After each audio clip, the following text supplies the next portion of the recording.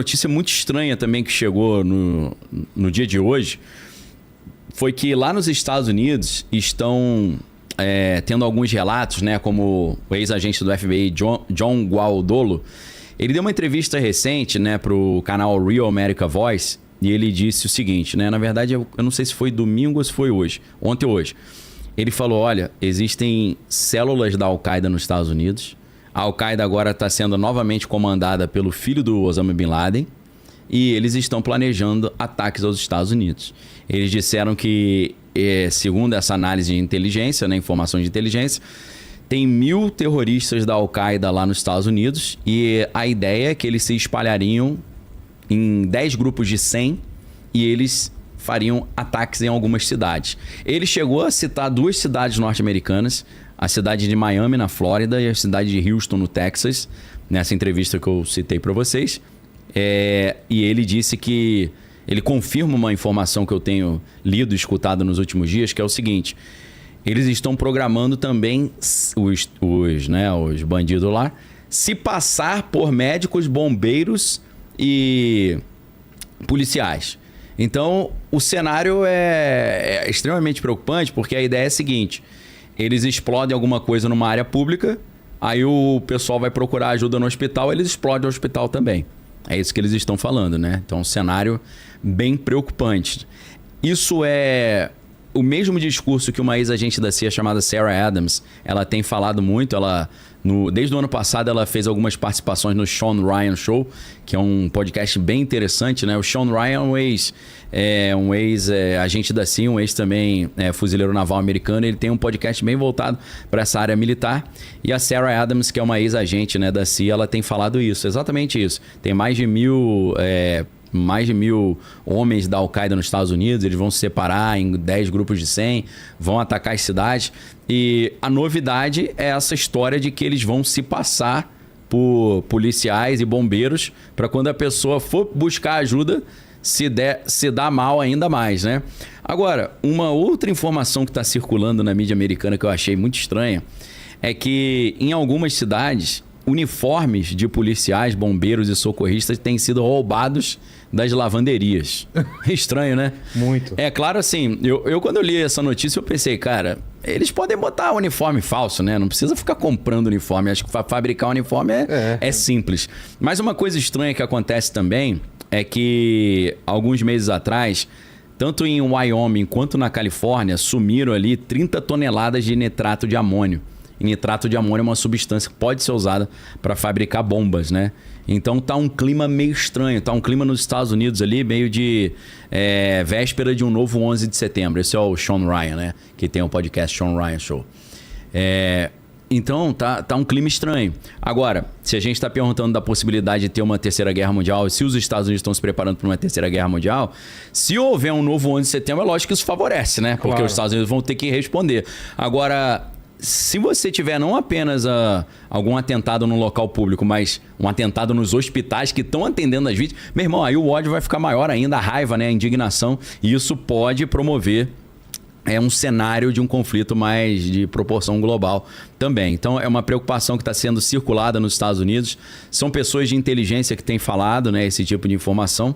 Mas é claro, né, aí entra a galera da conspiração. O pessoal da conspiração já fala o seguinte: existe um interesse norte-americano de começar um conflito no Oriente, mas eles precisam de uma justificativa. Então, está sendo programada uma operação de bandeira falsa. Algum grupo dentro dos Estados Unidos vai atacar o próprio território americano, se passando por outro grupo para poder justificar esse ataque ao Oriente, né? A gente sabe que isso tudo é muito especulativo, é muito conspiratório, mas vários conflitos foram iniciados exatamente por operações de bandeira falsa. Como hoje, mais ou menos, já é quase um consenso de que a entrada dos Estados Unidos na Guerra do Vietnã foi desencadeada por uma operação de bandeira falsa, que é o famoso incidente do Golfo de Tonkin, né? Que uma embarcação americana estaria passando pelo Golfo de Tonkin e teria sido atacada por forças vietnamitas. Mas documentos liberados em 2003, né, pela Lei de Acesso à Informação, mostraram que uma boa parte dessa história meio que foi fabricada. Não houve realmente um ataque, né, contra essa embarcação americana no navio de Tonkin. Eles mesmos explodiram uma parte da embarcação. Então, operação de bandeira falsa é sempre um negócio muito conspiratório, mas a história mostra que tem sido recorrente o uso desse tipo de estratégia, né? Então, esse cenário, assim, meio que pré-11 de setembro 2.0 é algo muito preocupante que reforça essa possibilidade de acontecer um catalisador, a gente pode chamar, de um novo conflito de proporções globais, né?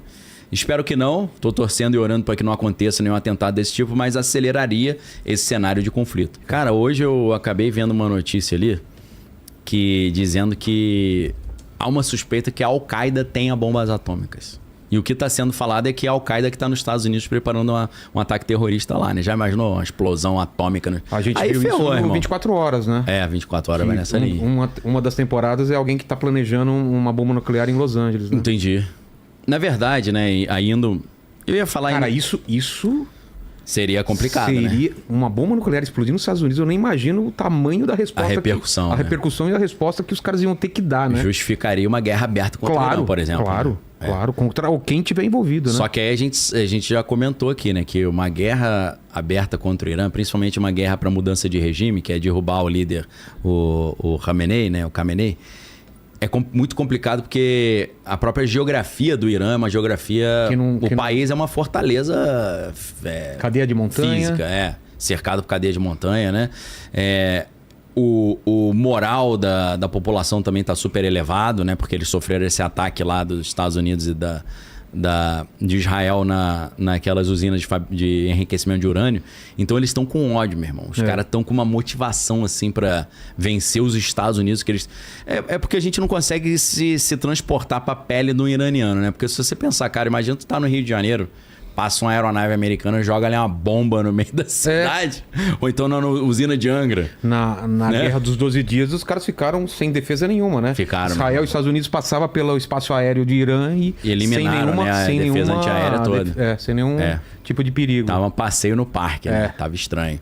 Então, assim, imaginar uma guerra aberta contra o Irã é complicado. Inclusive porque algumas simulações até feitas por aquele professor chinês que ficou famoso agora, esses tempos pra cá, que é o professor Jiang, ele fez uma simulação dizendo que se os Estados Unidos tivesse uma guerra por terra, né, com boots on the ground, né, no solo, tropas no solo, a chance dos Estados Unidos perderem era grande. Claro. Porque é complicado aquilo ali. Não é uma geografia fácil, do local, não. No Vietnã já mostrou isso, né? Imagina lá. Sim. Então, o Wall Street Journal, outra evidência estranha. O Wall Street Journal, recentemente, ele trouxe informações de que o governo americano está cobrando as empresas que fabricam armamentos e munições para dobrar a produção. Saiu uma matéria no New York Times, né? Então, meus amigos, são várias coisas que estão somando nesse sentido. Além disso, né, os Estados Unidos ali, eles vêm cada vez mais exigindo o que os americanos chamam de burden sharing, né? Burden é fardo, né? Você carregar um fardo. Burden sharing é você dividir o fardo. Por que termina de comentar isso, mas eu queria depois que você também me respondesse, se você souber, por que os Estados Unidos durante muito tempo topou ser esse cara que bancava todo mundo e agora não mais? Então, porque o que eles estão entendendo? O xerife do mundo, né? Porque muda um pouco a mentalidade de quem está no governo. Essa mentalidade de xerife do mundo é a mentalidade que lá nos Estados Unidos eles chamam de neocon. Neocon são os caras que acham que tem que ter guerra, que os Estados Unidos tem que dominar o mundo e acabar com os seus... Que os Estados Unidos tem uma missão. Tem uma missão que tem a ver com o Destino Manifesto, né? Que é uma crença que eles têm dentro da antropologia cultural americana. De controlar o mundo, de cuidar. Fomos escolhidos por Deus para liderarmos o mundo para o avanço e a civilização. Então, assim, os neocons, a gente está pensando George Bush, né, na época do governo dele, a partir de 2001, na época do 11 de setembro, eles tinham essa visão, né? No primeiro governo Trump, ainda tinha muitos neocons ali, como o John Bolton, que era um coroa que tinha um bigodão branco. O John Bolton era dessa galera do neocon, né? Que quer guerra e tal. Então, o que acontece? O Donald Trump, ele começou desde a primeira gestão dele, ele começou a argumentar o seguinte com a OTAN. Eu tô dando muito dinheiro para vocês, a gente participa, vou chutar aqui que eu não sei exatamente. Os Estados Unidos participam com 5% do PIB na defesa e vocês só participam com 0,5%, pô. Vocês têm que aumentar investimento em defesa também, eu não vou bancar tudo. Então, o Trump começou a falar, olha... Eu estou bancando a defesa de vocês contra a Rússia, mas vocês estão fazendo um acordo de gás natural com a Rússia, pô. Não adianta nada eu financiar equipamento bélico se vocês vão ficar dependentes da Rússia em termos de energia. Pois é. Entendeu? Então foi começando assim que o negócio foi desandando, foi azedando. Porque ele falou, cara, esse investimento não tá surtindo efeito, que eu tô ajudando vocês contra a Rússia e vocês estão fazendo aliança com a Rússia, pô. Né? Não faz muito sentido. Então começa essa ideia dos Estados Unidos não vou bancar mais, começa um pouco assim. Mas essa ideia do não vou bancar mais também faz parte desse plano de 3 etapas. Se a gente parte dessa análise. Primeiro tirar a Rússia de cena, depois tirar o Irã de cena, depois partir para cima da China. Então, qual era o objetivo? Você acha que a China já sabe disso também? Eu creio que sim. O primeiro objetivo qual era? Botar a Rússia num atoleiro, numa guerra. Eles já botaram. Conseguiram. Então já conseguimos, meu irmão. E para eles, você falando isso agora me acendeu uma luz, cara. Para os Estados Unidos é bom que essa guerra sugue e dure muito tempo e fique drenando os recursos da Rússia. Porque para a Rússia tocar duas guerras em duas frentes não dá. Pô, é mesmo, cara. Entendeu? Então, qual é a interpretação nessa linha? Eu já consegui meu objetivo instaurando uma guerra na Ucrânia, atrapalhando a Rússia, deixando a Rússia ocupada. Aí eu vou virar para a OTAN agora e falar, agora é com vocês. Se vira que agora eu vou começar uma outra guerra no Irã. Aí depois que Você acha que eles voltam pro Irã ainda para alguma coisa? Quem? Os Estados Unidos? Pra atacar? É. Eu acho que assim, posso estar errado. Por causa do programa nuclear? Não, acho que não. O interesse é tirar o Irã de cena para quando eles atacarem a China, o Irã não ajudar. Ah, entendi. Entendeu? Nesse sentido. Nesse sentido. Não também pelo petróleo e tal. Eu acho que menos, né? Tá. Acho que é menos pelo petróleo. Eu acho que o objetivo principal é esse. É uma questão de passo 2 para atacar a China. Essas guerras os Estados Unidos sempre saem ganhando, né, cara? Porque todo mundo em volta se arma, ele consegue gastar o dinheiro Quem se ferra lá. É o povo, né? Que aí eles gastam 1 trilhão, 2 trilhões. Tem data de validade, né? Das munições também. Tem, com certeza. Tem que usar em alguma guerra, né? Aí eu lembro do pessoal... quando o Biden tirou as tropas do Afeganistão e largou 2 bilhões de dólares de equipamentos. Cara, é muito burro. Eu falei, burro é você que não entendeu que isso é de propósito, cara. Eles fizeram isso de propósito, não é burrice. Pra quê? Pra que no futuro eles comecem a falar, eles estão usando aquelas armas que a gente deixou, precisamos atacar de novo. Pois é, precisamos... É pra justificar, pô.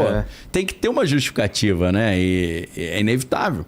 Então, assim, eu posso estar errado. Senhor das Armas é um... Senhor das Armas, Nicolas Cage, é um antes e depois também, cara. Isso aí abre, assim, o entendimento de uma forma... Agora, uma série que eu acho incrível, cara, eu só vi a primeira temporada e me amarrei muito, é o The Blacklist, né? The Blacklist, pra mim, também abre um entendimento que é... Sobre? Aquela história de um cara que era da inteligência da Marinha, depois virou um bandidão. Não vi. Eu esqueci o nome do cara, meu irmão, que é o cara que faz a voz do Ultron lá, que é um ator antigão.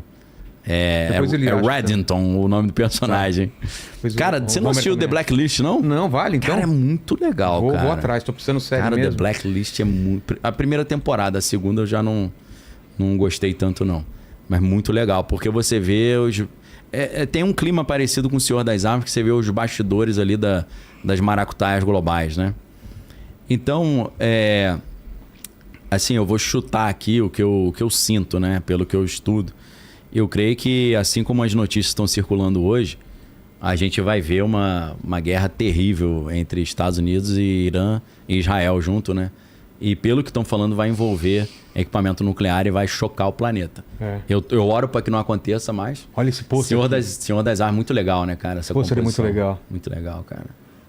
O Sergei Lavrov, né, que é o chanceler russo, ele... Até separei a notícia aí, que é a notícia 1, que é da agência de notícia TASS, que é a agência russa.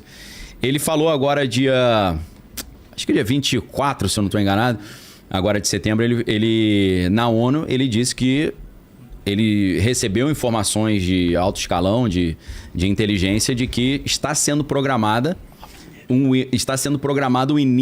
reinício da guerra no Irã. Né? Então ele está anunciando que está sendo preparada uma nova ofensiva dos Estados Unidos e de Israel contra os iranianos, e isso aí pode trazer alguns problemas, né? Sem falar que o próprio jornal israelense, o Israel Hayom, né? Lembrando que em hebraico Hayom é hoje, né? Então seria Israel hoje, né? No jornal Israel Hayom também saiu essa notícia, né? Israel e Irã estão numa nova rota de colisão. E eles vão dizer eles dizem na matéria que a próxima guerra ela vai ser mais dura, né? Mais violenta, mais longa e tal. E então existe uma perspectiva de que algo vai acontecer em breve no Irã e no Oriente Médio, né? Um aquecimento, um reaquecimento dessa guerra, um retorno dessa guerra dos 12 dias, né? Que foi aquela guerra que houve entre Israel e o Irã, né? Com bombardeio mútuo.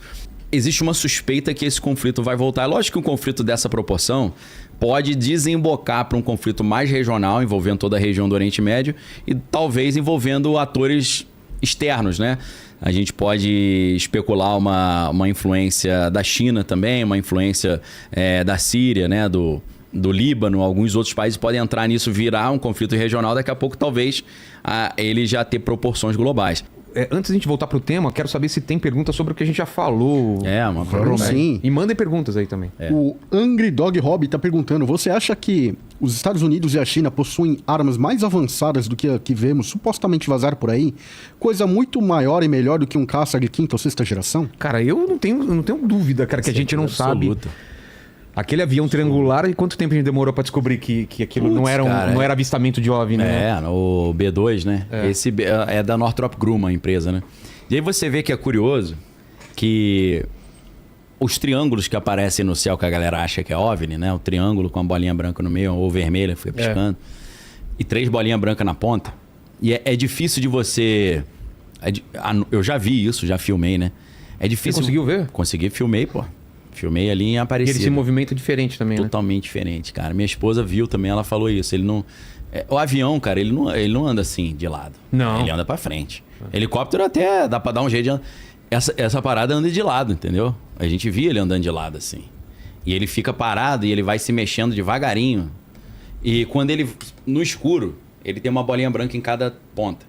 Quando ele tá se mexendo no escuro, você não consegue entender que é um triângulo. É muito estranho por causa da perspectiva, né? Sei. Aí você fica olhando... Hoje eu já aprendi a... Eu já comecei... Porque dependendo da perspectiva, ele diminui, né? Uma das pontas, né? Aí você vê... Tem hora que você olha, é quase uma bolinha do lado da outra, como se fosse uma linha. É bem estranho, cara. Essa aeronave... Olha lá. É tipo que isso. Aí não dá pra ver direito, né? Mas depois mostra ele é o B2 que chama?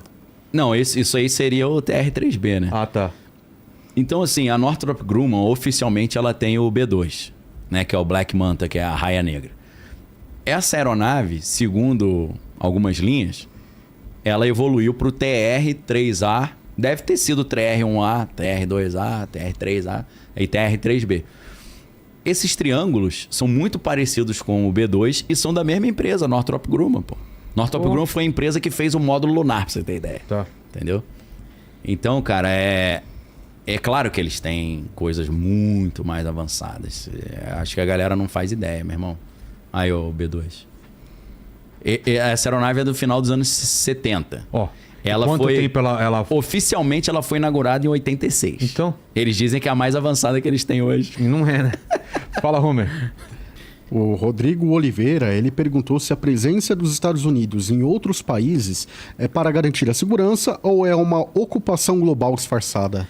Ocupação global. Ocupação global total para garantir os seus interesses, né? Porque assim como o Império Romano invadia regiões e falava, olha, eu não vim aqui te oprimir, vim aqui trazer a paz romana. Aí tem a Pax Americana também, né? Eu não vim aqui te invadir, vim trazer a Pax Americana. É uma lógica da máfia, né? Mas assim, não é só os Estados Unidos que faz isso, né? A Rússia faz isso na sua zona de influência, todos os países fazem dentro da sua zona de influência. Então, a ideia é, eu tô te dominando e cobrando imposto de você e decidindo o seu futuro, mas na verdade não, o discurso é não vim aqui para te ajudar. Mas assim, trilionários e grandes tomadores de decisão, acho que não estão muito preocupados com o bem-estar dos outros não, né? Acho que enquanto a gente acreditar nisso, a gente não vai conseguir crescer muito mentalmente, não. O Eduardo Machado, ele mandou aqui, ó, na Segunda Guerra criou-se base aérea americana em Natal. E haviam planos de invasão do Nordeste revelados depois. Será que isso pode acontecer novamente?